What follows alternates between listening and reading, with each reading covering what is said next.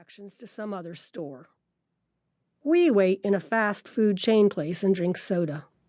Willow is hungry, but she's not going to eat fast food. She wants something different. And now Dad wants to go back to his house because he's coming down hard. He needs a toke, a puff, a bowl. The hot and hungry and hormonal teen is a bad thing, but I'm probably more afraid of the dad. I'm trapped, stuck in a pool of rage, while everyone around me has a little nuclear meltdown. Except Tim, who's oblivious. He's down the block ambling along. He has no idea that there is multi-generational seething here. The thing is, if he were here, and I was the one stalling everyone, he wouldn't notice either. He's so lucky. He doesn't have to be in a rage, nor does he appear to notice the rage of others. He gets to live on a nice planet, the one called Planet Oblivion. Is it because he's a Brit? The only time he ever gets angry is when I say something. Then he explains that I am paranoid or wrong. In all the 30 years I've known him, there have only been 2 people he has announced he didn't like. 2 people out of all the thousands he has met, dined with, talked to. He is friendly, outgoing, warm, interested in others. If only I could be a little bit like him. But no.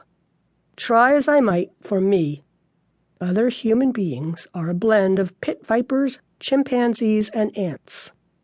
A virtually indistinguishable mass of killer shit-pickers sniffing their fingers and raping. At last, we are back at Dad's house. Lunchtime! My family doesn't want berries and yogurt for lunch. We have been coming here for 15 years as a family, and they have never wanted berries and yogurt for lunch, but that's all there has ever been. Somehow, Tim and Willow find bread and cheese, fill their plates, and hack away at it. I'm surprised Dad is keeping cool. All my life he went nuts if he didn't just sit down and do a meal like a human being, with plates and forks and spoons all at the same time. Dad even dumped one girlfriend years and years ago when I was about the age Willow is now because she went into the kitchen. They were living together by then. Dad made her get rid of her dog first, around lunchtime, and she got some food out of the fridge and ate it. Dad didn't say anything at the time. He went off in a black rage, but very shortly after this, he threw her out. Dad is right, though. It is civilized to sit down and eat off plates, together, as a unit. Of course, in all these years, I have not been able to get my family to do this at home. I tried, believe me. For years I said to Tim, "Look, we have a little kid. Can you get home at 6 o'clock one night a week so we can have dinner together as a family?" But he never did. The subway was always delayed. Something or other was always happening. After I visit him, Dad usually sends me a hate letter. I have hundreds of them that go back decades.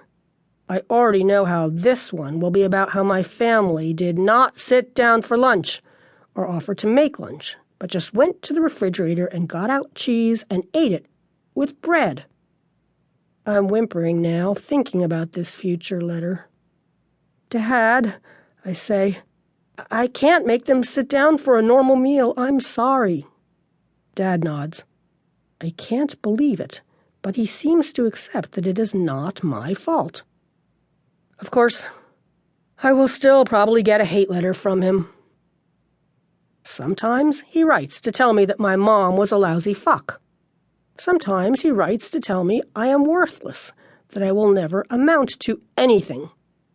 Sometimes he writes to ask me for money to reimburse him for what he spent when I was growing up, or in college.